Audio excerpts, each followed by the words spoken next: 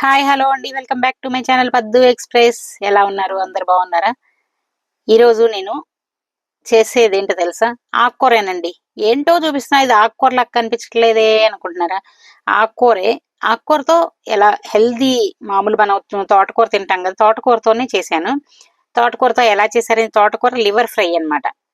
ఇది గ్రేవీ కూడా చేయొచ్చు. ఇప్పుడు నేను ఫ్రై చేసి చూపిస్తున్నాను. ఇంకోసారి ఎప్పుడైనా గ్రేవీ చేసి చూపిస్తాను చూడండి.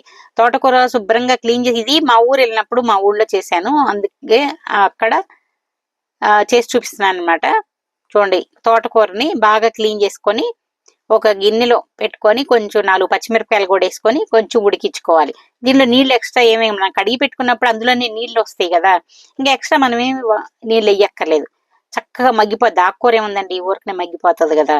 ఈ మగ్గిపోయిన ఆకుకూరని కొద్దిసేపు వేడి తగ్గేదాకా చల్లారి పెట్టుకొని దాన్ని మిక్సీ జార్లో వేసుకొని పేస్ట్ చేసుకోవాలి.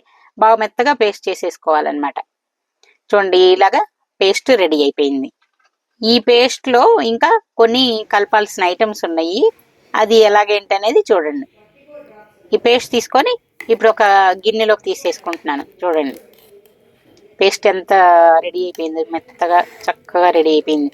అంటే ఉడికి ఉంది కదా, ఉడికి చల్లారి పెట్టుకున్నాం కూడా, ఉడికిన తర్వాత ఉడికేసరికి అది పచ్చిదైతే ఇంకా అంత మెత్తగా అవ్వకపోవచ్చు, ఉడికింది కాబట్టి మెత్తగా అయిపోయింది. చూడండి, దీన్ని ఒక గిన్నెలోకి తీసేసుకుంటున్నాను.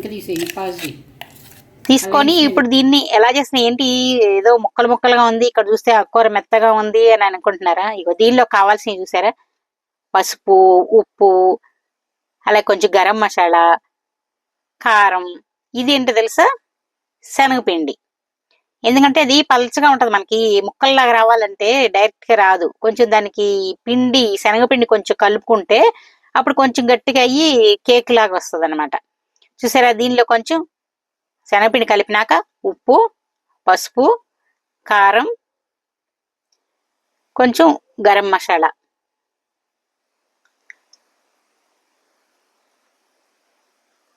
ఇవన్నీ కలిపేసేసుకుంటున్నాను. కలుపుకొని కొంచెం అల్లం వెల్లుల్లి పేస్ట్ కూడా వేసుకుంటున్నాను. ఎందుకంటే ఆకుకూర మరి కొంచెం ఆ స్మెల్ కొంచెం డిఫరెంట్ గా ఉంటది. ఇవన్నీ కలుపుకునేసరికి డిఫరెంట్ టేస్ట్ వచ్చేస్తుంది. చూడండి, ఇలా కన్సిస్టెన్సీ ఇలా వచ్చింది చూసారా? ఇవి ఆవిరికుడుం ప్లేట్లు అనమాట. దీనిలో వేసేసుకుంటున్నాను. అంటే మనం స్టీమ్ చేసుకోవాలి. దీన్ని స్టీమ్ చేసుకుంటే చక్కగా గట్టిగా అయిపోతుంది. అప్పుడు మనం దీన్ని ముక్కలు కట్ చేసేసుకొని దాంతో ఫ్రై చేసుకోవచ్చు, లేదంటే gravy curry, masala gravy curry కూడా చేసుకోవచ్చు. ఇప్పుడు మాత్రం ఫ్రై చేసి చూపిస్తున్నాను చూడండి. దీన్ని ఇలా ప్లేట్లలో పెట్టుకొని ఇలా స్టీమ్ చేసుకున్న తర్వాత చూడండి, తీసుకొని వీటిని ముక్కలు కట్ చేసేసుకుంటే ఎంత చక్కగా ముక్కలు రెడీ అయిపోయినాయి. చూడండి, ఇలా ముక్కలు కట్ చేసి రెడీ చేసి పెట్టుకోవాలి. దీన్ని ఇప్పుడు మనం తాలింపు వేసుకోవాలి. ఒక బాండీలో ఒక 2 స్పూన్లు ఆయిల్ వేసేసుకొని దీనిలో మామూలు మన తాలింపు గింజలు వేసేసుకోవాలి.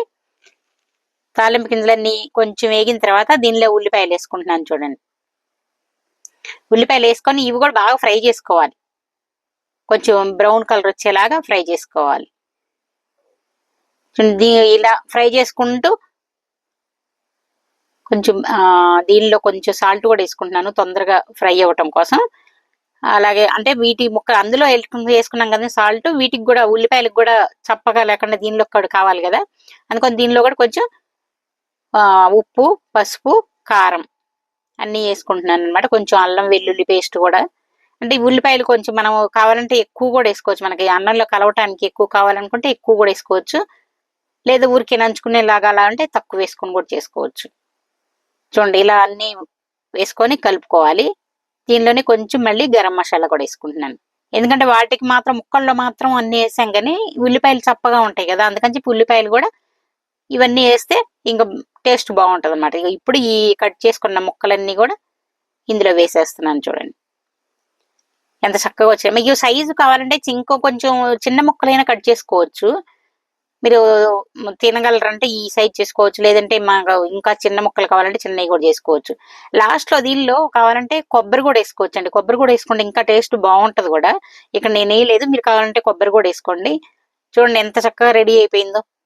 ఇది అన్నంలో ఇలానే కలుపుకోవచ్చు, లేదంటే కూడా మీరు సాంబారు, రసం అవి కలుపుకొని దానిలో కూడా నంచుకునేటానికి కూడా అలా కూడా తినొచ్చు అనమాట.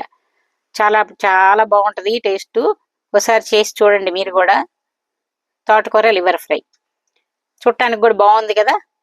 దీన్ని ఇంకొంచెం కొబ్బరి కూడా వేసుకుంటే ఇంకా డిఫరెంట్ టేస్ట్ వస్తుంది, ఇంకా బాగుంటుంది కూడా. చూడండి, అందరికీ నచ్చింది కదా. నచ్చితే లైక్ చేయండి, షేర్ చేయండి, సబ్స్క్రైబ్ చేసుకోండి. మళ్ళీ ఇంకో వీడియోతో మీ ముందుకు వచ్చే వరకు సెలవు. Take care, bye bye.